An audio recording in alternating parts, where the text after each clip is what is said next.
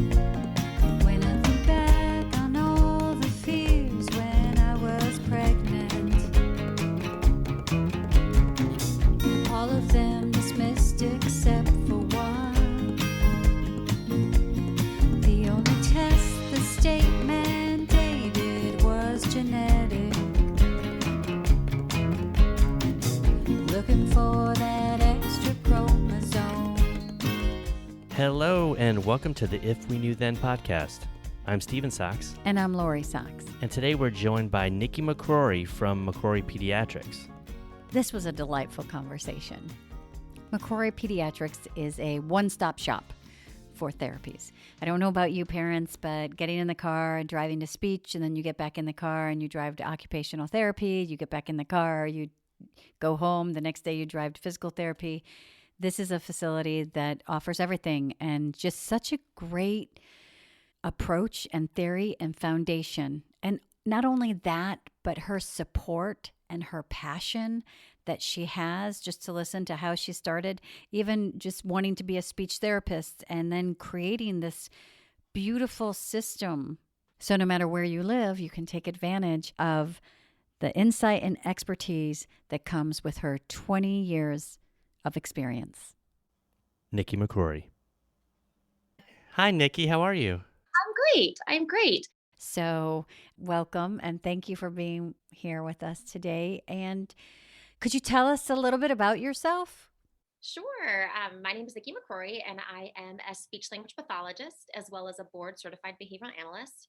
And I am the executive director and owner of McRory Pediatrics, which is a multidisciplinary clinic here in the Los Angeles area. And you're in Sherman Oaks? We actually have two locations. We have a location in Tarzana as well as in Valencia, which is in the Santa Clarita area. Nikki, what motivated you to become a speech pathologist? You know, it's an interesting question because it wasn't actually my first choice. I honestly hadn't even heard of what speech pathology was before. When I was in high school, I was a certified nursing assistant and I worked full time in our local nursing home. And so I went to college with this intention that I was going to become a nurse. And as I continued to work in nursing homes, I saw that nurses were spending less and less time directly with patients. And that was the part that I really loved. I loved interfacing with clients. And so I went to my school counselor and said, I want something similar to nursing, but I really don't know what that is. And he said, well, have you ever heard of communication disorders? And I said, no, I've never heard of that. And he suggested that I took an intro course, and I was fascinated. I went into class for the very first day, and the instructor was a stutterer. And they talked about all these different types of places you could work, all the different populations you could work with, the fact that you could really work anywhere in the world. And that really excited me. So it was honestly the very first coursework that I had read from cover to cover in college. And I just knew it was right for me.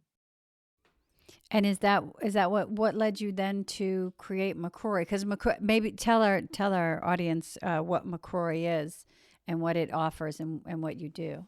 Yeah, so we are you could look at us two ways. You could think of us as a multidisciplinary clinic because of the fact that we have multiple disciplines, but I really like to think about us as being more transdisciplinary. So meaning that we work as a cohesive team and we really know what each child's goals are so that we can support them in our individual sessions. So if I am practicing speech pathology with a client, I know their OT and PT goals so that I can reinforce those in my therapy sessions.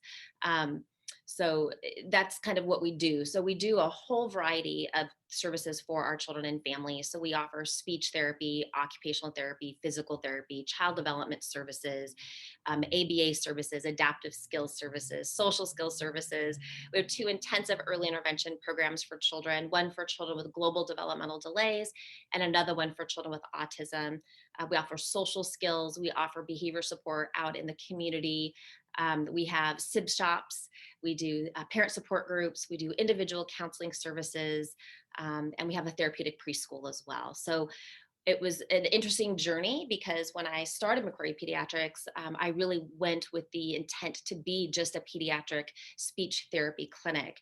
But I really listened to what our family's struggles were. And those struggles were at the time, there was not a one-stop shop for families. So you had families that would drive across the valley for speech and then drive across the other side of the valley for an OT session. And when you started to think about the burden that it was putting on the children and families, how much time they were losing out is just quality time as a family, time being spent in a car. And then, of course, the challenge of professional to profession, being able to reach each other to collaborate and consult in the best care for that client, it just didn't exist. And so, we'd have parents ask, why don't you do it? And I sat there and thought, I don't know, let's do it. Let's be that clinic. So. I like that you have collaboration because we know you from school. We know McRory from school because that's where our BII and BID services come from. I like the fact that you coordinate the services and they complement each other, because one of the things that I'm always trying to get at school on board is for things to, for Liam's curriculum to influence what's going on in speech and in OT, and for those to communicate. So it's and because it is such a great approach, because I believe it creates cohesiveness for then the student as well. Absolutely. And it helps with generalization of skills. And more importantly, it helps with more rapid progress, right? Because those goals are being just reinforced throughout the whole entire day for that learner. So it's a very good approach. I'm so glad you said that, because it validates. I feel like whenever I go into an IEP, sometimes the people doing the services will be perplexed, or this is not how I work, and so I'm so glad that you validate that, because that's always my argument, is that this is how we support, so that way we get the best out of Liam. So I like that. I was actually unaware that this is what your home base, what McRory actually is, what you do out in the community. Is there, you guys have a website? We do. It's a very difficult one to remember. It's www.McRoryPediatrics.com. Where else can people follow you? People can follow us on Instagram. That's where we post stories of inspiration as well as therapy tips. We're also on Facebook, Pinterest, and then on our webpage, as you mentioned, we also have a parent blog. And on that website, can people explore some of the different therapies, or do you have tips? Because I know that we're going to be speaking with some of the different therapists from McRory in different episodes coming up. But is there a place where people can explore your website? Because I know that we do also have listeners that aren't right here in California or all over the world, but to kind of get a feel for, a lot of our listeners may not even understand the therapies that are out there, what's available, or what their meaning is. What an option is for them. Yeah. Absolutely. I think we go in pretty good detail on the different service types and what they cover. And then in addition, we like to have it be a resource for families as well. So we do have a parent blog as well as a therapist blog. And honestly, both blogs would be relevant to parents and to practitioners as well. So we like to include some therapy tips and give those types of supports to families as well. And right now, since it's the pandemic and we're doing so many things via Zoom, has that opened up a window for people who maybe aren't in the vicinity to obtain services through McRory? Unfortunately, no. I mean, it is an option, and we've been blessed that we've had staff that were willing just to hit the pavement running and learn everything they needed to so quickly in response to the pandemic to be able to adapt to providing telehealth services as an option. But the way that insurance works, unfortunately, is you have to be licensed in each state of which you practice. So even if a family were residing, let's say in Boston, I would have to be licensed in Boston, even though technically I'm here and my computer's here, they would still see me as servicing a person in Boston. So therefore I'd have to have my license there. Oh, that's really interesting. I didn't know that. But still, parents and families can go on to understand and get a feel for what different services are and take advantage of your blog. Yeah, absolutely. Well, we've always known your services through school, like we said, but people can come to you on a private basis and hire your therapist, or is it all through insurance? So we work with pretty much all insurance carriers for the most part. In addition, we have independent contracts with Kaiser Permanente and Easter Seals. We also have contracts through several of the different regional centers here in California, as well as we are a non-public agency through the California State Department of Education. So we do work with a lot of different school districts, Burbank School District, LA Unified, Saugus, Newhall, just to name a few. And when you talk about having to be licensed in the state, so you could function throughout the state, or are you primarily just Southern California? Yeah, we could. Honestly, managing two facilities is good, and and honestly, that's why we put the name on the building. Is we didn't want to lose our primary goal and focus, which was to provide quality services. It's really easy to hide behind a name where nobody knows who the owner is, and it just kind of keeps us honest. When we have to have our name out there, it makes sure that the quality always is the most important. Speech is a really hard service to receive. That it's high demand. I'm assuming that sometimes it's really hard to find a speech therapist. Have you seen a great change in the industry? And do you have any like I opinion as to what that change would have been? I mean, I think honestly, since we've been in business, I think it's always been a challenge to recruit the number of speech pathologists that you could really have on staff. I think it continues to be an area of need. I think it continues to be a shortage area. I think perhaps maybe that will change. And what I mean by that is we're seeing more and more online schools that have been opening for graduate programs. I think historically what's been happening is graduate schools have closed, and the graduate schools are very small. So they bring in a very small number of students per year. So I'm hoping with more of these online programs that perhaps we'll be able to kind of fill that gap a little bit better. And you've been doing this for 20 years. What changes have you seen in the industry, just as far as supports for children with needs? I think there's definitely a lot more options for families than there were 20 years ago. I mean, even when I look just in Los Angeles, there's so many more private practices that have popped up over the years. And I think, while not in abundance, I think that there is a trend more towards having an interdisciplinary, maybe not interdisciplinary, but certainly a multidisciplinary model. You'll find more private practices that have more than just one service provider under the roof, or before you might have just an OT clinic or just a speech therapy clinic. More and more you're starting to see clinics that are offering more services. I still don't think that there's many that have the gamut that we have. We tend to be one of the larger ones, but I think overall we're seeing more of that multidisciplinary model, which is great. You started this 20 years ago, and 20 years ago, I would imagine things were a lot different as far as just the perception of disability, or even like, our son Liam with Down syndrome. Some supports weren't offered because sometimes people with Down syndrome were referred to as unteachable. And I'm just curious what it was like 20 years ago when you started. I think it's a multifaceted answer, because there's so many different pieces that have changed, good or bad. I think 20 years ago, accessing services through regional center was a piece of cake. I mean, they would fund everything. And then, budgets got tighter in the state of California, and this push for, evidence-based practice. So even though we know that some children respond really well, for example, to music therapy, there was this argument that maybe there wasn't a lot of evidence to support music therapy, or kids might respond really well that have low tone or sensory processing disorders with things like hippotherapy, but there wasn't a lot of science behind that. So those are the things that they kind of stopped funding. So the options for families started to kind of shrink. But then on the flip side, now we've had some nice insurance reform, and insurance is covering more and more.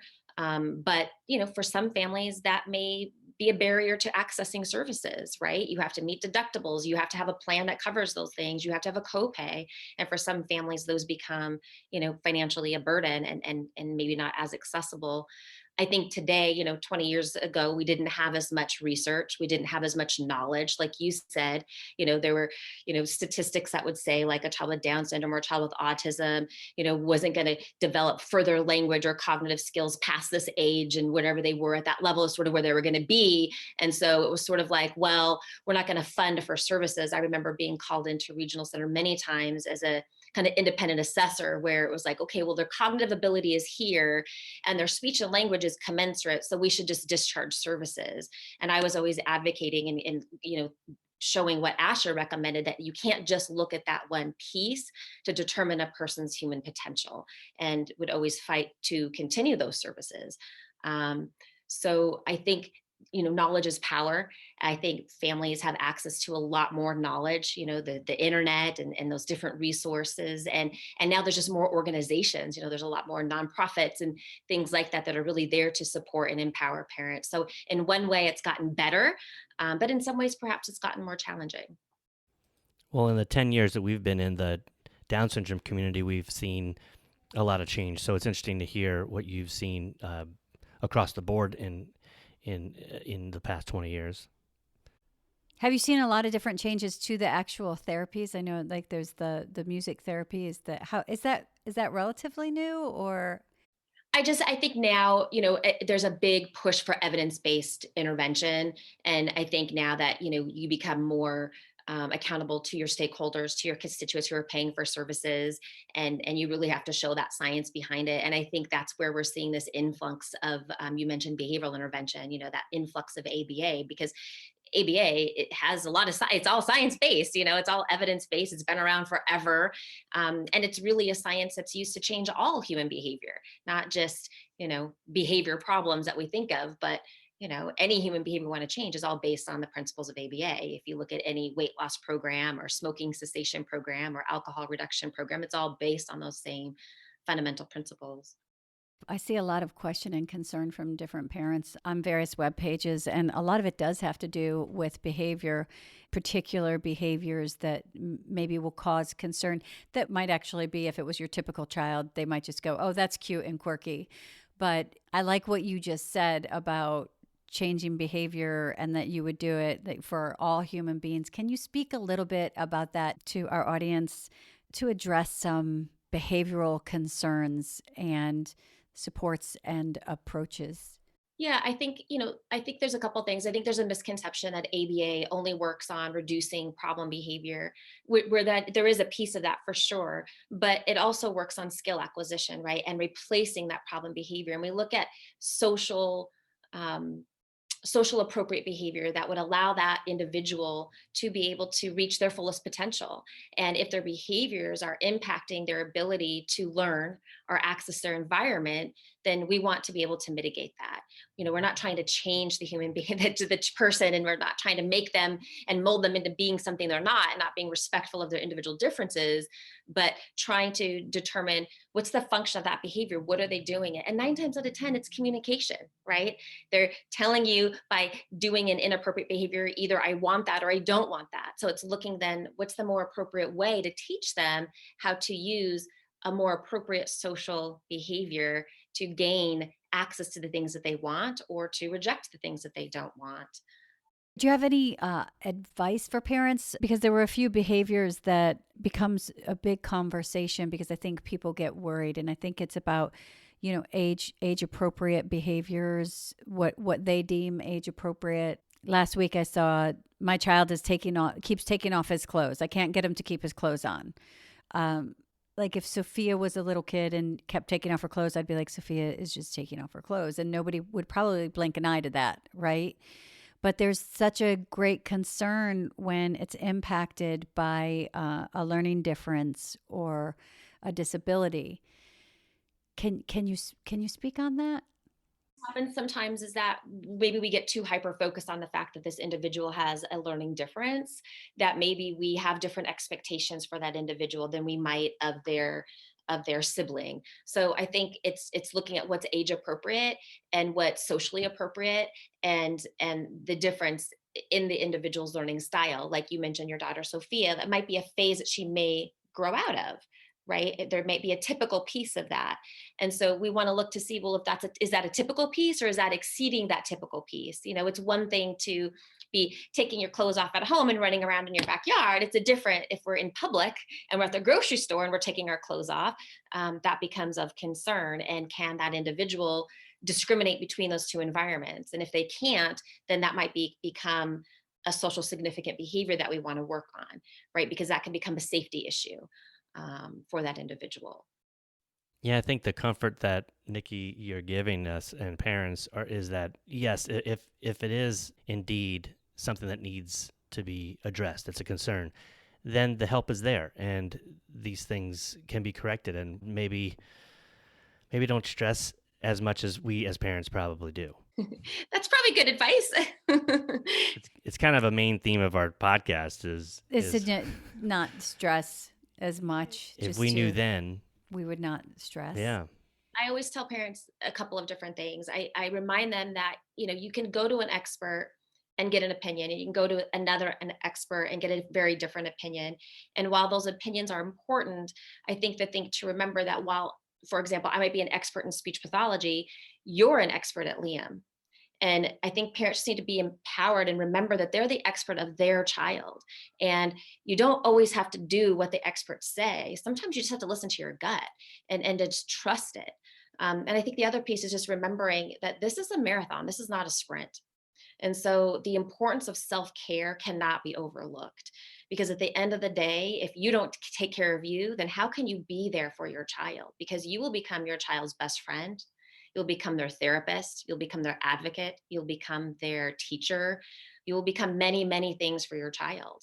And I think it becomes even more complex when you have siblings involved, because to no one's fault, that sibling can sometimes get lost in the shuffle, because of course your child that has needs additional supports and so forth is going to require more of your attention. So I really encourage families to really talk to therapists about incorporating that sibling into that therapy process. It's been very fun for me, having been in the fields for so long, because I have siblings that I remember sitting on the floor in the living room with their families and them helping me in therapy, who now are speech pathologists and graduated from college and doing that. And that's very rewarding for me as a practitioner, because I know I played a little piece in that, but it also became really a family-centered approach. And I think as practitioners, my advice would be to, look at that whole family, because you're not just serving the child, you're serving the entire family unit, and not to lose, parents and or siblings in that process. It's a good point you make, because as a parent, as a caregiver, you can really lose yourself sometimes. You can really focus so much energy on the other person that you can do some damage to yourself, which doesn't help the family in general. Absolutely. Now, can you speak on IEPs? Can you talk about services that parents can ask for, or what services are and how they help? Absolutely. I think the key that sometimes gets a little confusing is, there's two different models. You have a medical model, which really is what kind of private practices look at. And then you have an educational model, which is really what the school districts look at. And so what the school district is really looking at is, what does this child need to be able to access their curriculum? Where me, in a private practice setting, I'm looking at, what does this child need to be successful in the home, in the world, in their, in their environment. So where I might qualify a child for speech therapy, perhaps they might not qualify in a school setting, because maybe they have enough language or enough of a means to be able to access their education, for example. So it is a little bit of a different model. But for those listeners that don't know what an IEP is, it stands for an individual educational plan. And as a parent, you have a right, when you have concerns about your child's development, to request assessments through your school district. Once they've been assessed, you'll sit down with a team to identify what services your child may or may not qualify for. So some of those services might be, for example, adaptive PE. It could be speech therapy services. It could be occupational therapy services. It could be simple accommodations within the classroom, like preferential seating, or maybe extra time for tests if your child is a slow reader, for example. It could involve support services like resource services, like special supports for reading and things like that, that could be provided on a pull-out or push-in model. So there are a lot of different potential services available. And then for larger districts, such as like Los Angeles Unified School Districts, I can't really speak to school districts outside of the state of California, because I'm not sure how they work. But within the state of California, there are things that they call non-public agencies.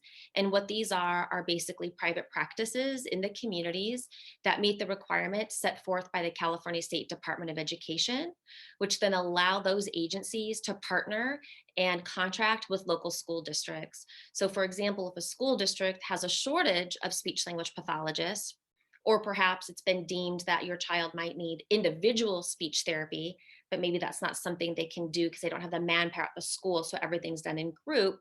You could ask for non-public agency speech, which then would allow you to go to a private practice, for example, um, outside of the school hours. And some families, argue for their child to be pulled out of classroom instructional time to receive support might be more damaging than good. So it might be better for that child to have services after school so they're not missing out on, curriculum time. And can you go back and hit? And this actually a good friend of ours had asked me the other day about she's going into an IEP for her child just for preschool, and she has no idea what to ask for. And I think a lot of times people don't know what these services are, and to ask for them or what they're even asking for. So would you go back? Could you hit and explain what adaptive PE is and maybe recreational therapy? And even occupational therapy, the difference between occupational and physical. Can you do that? Yeah. So physical therapy physical therapy is going to be really looking at a student's ability to motorically access the playground and the classroom environment from a gross motor perspective. So can they transition, let's say, and maintain their balance, leaving maybe a hard surface like concrete and then stepping onto grass, for example? Or are they going to trip and fall? Can they negotiate around a busy classroom? Like if you think about a preschool environment, right? There's going to be toys on the floor. There's going to be, little cubbies and things like that. And can they negotiate in that environment safely? If not, then perhaps they might need a physical therapy.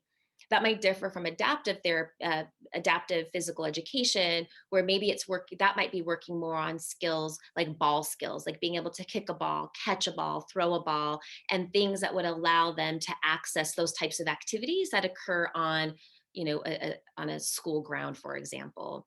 In a classroom environment, most of the time, occupational therapy is going to be geared more towards that eye-hand coordination and handwriting. So being able to look at the board and be able to look at those letters and then be able to write those on paper, or to be able to write legibly or hold their pencil correctly. To be able to do those types of things. And that differs a little bit like in a private practice, where we might be looking at how do their motorical skills impact their ability to complete self-help skills, right? Like brushing their teeth, brushing their hair, getting dressed. But the difference is at school, they're not doing those things, right? They're doing those things at home. So again, the school's really looking at how does it impact their school day. But I think you bring up a good point. If you don't know that those services are there, you don't even know what to ask for. So I would definitely say that if parents have regional center services, they should absolutely be talking to their case managers. I know many of them will come to IEPs and act as an advocate. Also, in our local community, you have the Family Focused Resource Center, which is an awesome resource. The one at Northridge will do meetings for parents to prepare parents for the IEP, and they'll explain parental rights, and it's free. They even give them an IEP binder to keep notes and do all that. There's also a lot of really wonderful special ed attorneys here in Los Angeles, and many of them will do pro bono work, or they'll even just meet and consult and guide parents with some key points before the IEP, and then welcome them to return later if they need additional support. So I think there are some good resources available. It's just making sure that our families know where those are. Yeah, we've had some great episodes with Georgiana, who's a wonderful attorney, and we've been very fortunate to have her on as a guest a few times to give some information. Well, that's great information you give us, and also the point you make about pushing in or pulling out. Liam gets pulled out of class a lot. As you're talking, I think Stephen and I are going, wait. We could do that? This is this is an option? Wait, we should do that. But it's a good point you make about the push-in therapies or pulling a kid out of class therapies and the possible negative impact that could be. For Liam, he gets pulled out of some therapies, and you kind of have to juggle that. Is he getting pulled out at a time that is detrimental to him in class? Or if we don't do this and we do try to do a non-public therapy, then we're doing something after school. How's that working? Is our schedule going to handle that? Are we going to be able to drive and park and do the that whole thing. So Yeah, I think it's that cost benefit ratio, right? And it's going to be different for every family. Again, to your point, you don't want to be running your child ragged. And I think that there's that piece of it too that parents go through sometimes, right? They'll go to a professional will recommend, 500,000 hours of therapy, and a parent feels like, oh my gosh, I must be a horrible parent if I don't do what was recommended. But you make such a good point. You really have to look at the big picture, and there's got to be downtime, right? Every kid needs downtime, and every family needs family time. So how do you juggle all that? And it's going to change. You said you're always learning, and I think this road that you're on, and this road that all of our families are on, it constantly changes, and you're constantly reevaluating because different priorities become a priority more so or less so as your child continues to grow and develop. So it's not an all or nothing. It's a tricky path. And going back to what you said about that the parent is the expert of the child, so they need to make those decisions, and we just want parents to be informed when they're making the decisions. Absolutely. And you know what? And that doesn't have to, and your decisions are never set in stone. Sometimes we make decisions and we're like, why did we make that decision? It's not working. Well, you can fix that. You can change that. You can always try and modify. I always tell parents, if it's too overwhelming with twice a week, let's just start with one. Let's see how it goes. And if we feel like we're not moving, quick enough, then we can always add a second hour down the road, or vice versa. We start out with two. And if it feels overwhelming, we'll just, we modify, we adjust. We have to be flexible. I think flexibility is the key word through this whole experience. What age should they start these therapies? It's going to be a little bit different for everybody. The regional center used to say children with Down syndrome couldn't start therapy until 18 months. And that would make me crazy because we already know that they're at risk for delays. And when we think about the tone issues and we think about feeding and oral motor development and how that's going to impact speech development and speech intelligibility, the younger, the better. I mean, all the research points to the younger, the better. So if you have a child that has, more significant oral motor needs and feeding needs, that's all going to impact speech and language development down the road. So I would start as early as possible. I mean, I'm not saying day one of birth, but but as young as possible. Well, Liam had Liam PT started in the NICU. I remember, just a couple weeks old, and we were a little surprised, but then happy about it. Yeah. And for some babies who have a hard time, nursing and latching on, but by all means, they're starting occupational feeding therapy. You're right, from that very early on. But I would even say speech therapy can start as early as, 12 months. That's when we expect first words to emerge. And we already know that they're going to be delayed or at risk for delays in language development. So why would we not want to intervene and teach the parents great strategies to, really know how to model all those enriched language opportunities for their child and how to modify their routines to encourage that language development. I love this, and I love that you exist. And I wish that we knew about you 10 years ago when Liam was born, because it's you provide such a great support for parents. And I think, I do see as well a lot of questions. Parents are never sure when they should start with therapies, whether it be OT or speech or physical therapy. And sometimes we don't get the straight answer, or sometimes we don't have the ability to ask the question. Or we go by the guidelines of whoever is providing the service, like our insurance company, and maybe That's we gonna be could different. dig a little deeper there and see if it's possible to do it earlier. To go back to your point about parents really using that therapy time as a time to learn. That's something that we were always there for the therapies early on with Liam, and we were able to then incorporate that through his week, because even when he was getting the massive amount, what we thought was a massive amount of therapies, every day something or a couple of things, that's just a few hours of the day. And to carry that on through the week and the weekend is you can become a little mini therapist as a parent. Absolutely. I mean, the reality is, being in a room with a speech pathologist for 2 half-hour sessions a week or an hour a week is not going to teach a child to talk. It's going to be their everyday experiences and interactions in their natural environment. And so our goal as practitioners is to teach parents how to embed intervention through your everyday activities. It's not about setting aside time and, we're practicing language. So you're doing language as you're eating, as you're taking a bath, as you're playing, as you're reading books, as you're getting getting dressed. And it's just learning how to maximize all those opportunities. And I think when you're taught to do it that way, it also then takes down that guilt of, oh my gosh, how am I supposed to find this extra 20 minutes a day to dedicate to this practice time? It's really just about everything that you're doing, just learning how to do it in a different way that maybe you didn't have to do with your other child if you had another child first, that just incidentally picked up stuff in their environment versus having to be maybe more formally taught. Have you ever had anybody with a disability in your immediate circle? Yeah, my nephew has autism, and my brother-in-law has autism. But other than that, no, I just have always gravitated towards wanting to be a helper. Because you're really delightful and you have such a great positive energy, and and I love it. So I was just a lot of times that comes from being personally affected, that passion.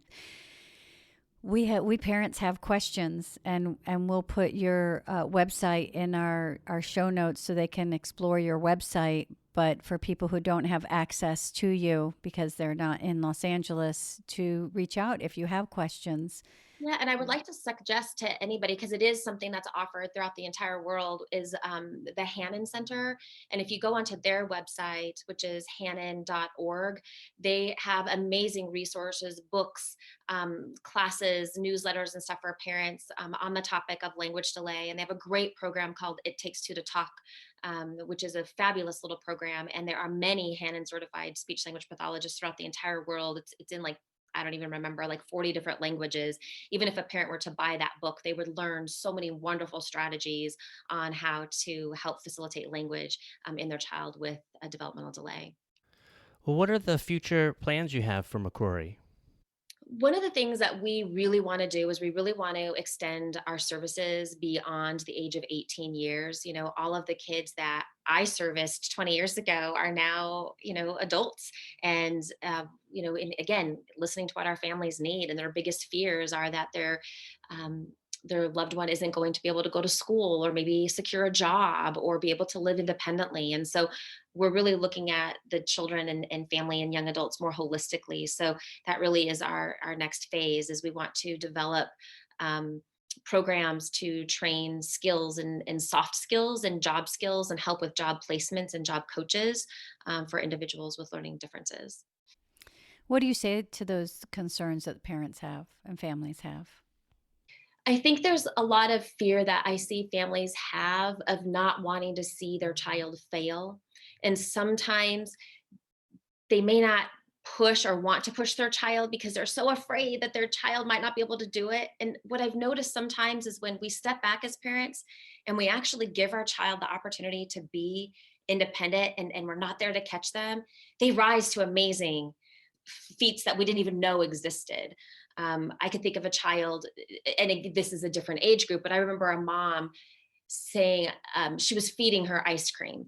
And I said, what would happen if you put the spoon down? Would Isabel feed herself? And mom said, I don't know. I've been feeding her. I've never given her the opportunity. And I said, well, let's do it.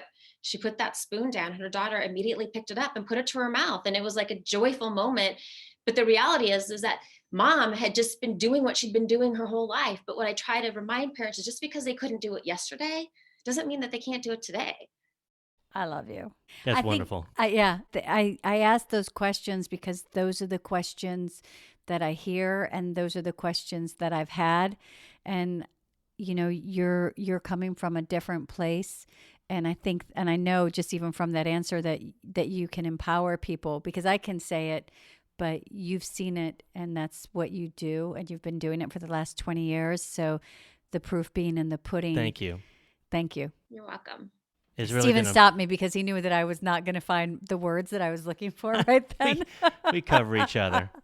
but those are questions that we see all the time, and it is there's a lot of, I think there's fears just being a parent, and they get compacted, and to hear someone who is certified to support our kids and has seen growth and challenges overcome. I think that's sometimes what we need, is for someone to say, yeah, like I'll go back to the Iron Man, our friend who ran the Iron Man, the first the first man with Down syndrome to complete it. And, you see that and you go, oh, okay.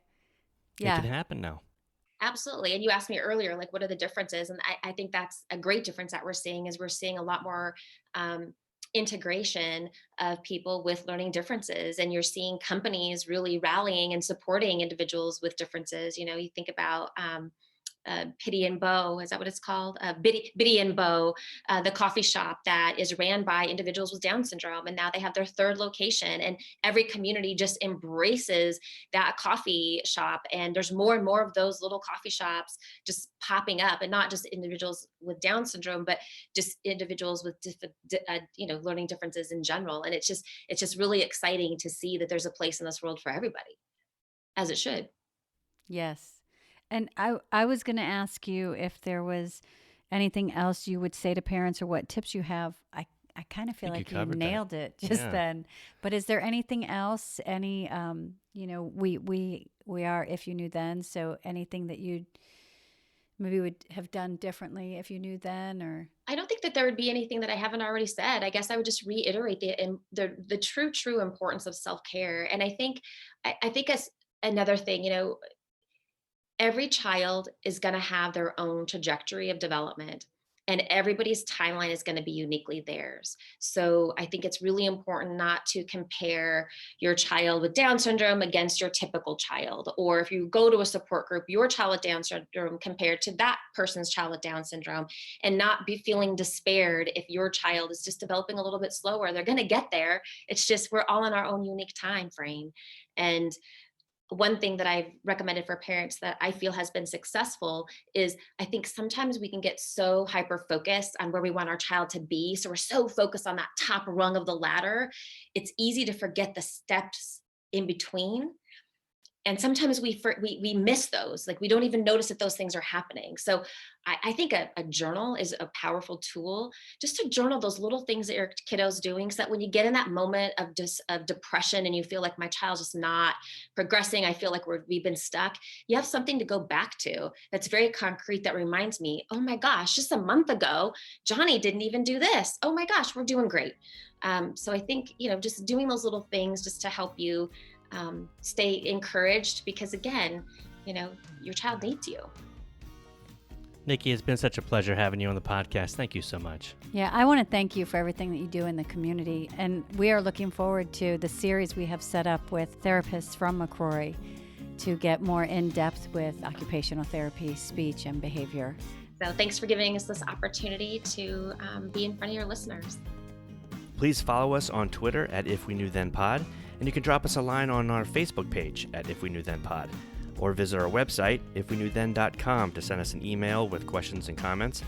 And you can join our mailing list there and get alerts of future podcast episodes. All these links will be added to this episode's show notes. Thank you again, and we look forward to you joining us on the next episode of If We Knew Then.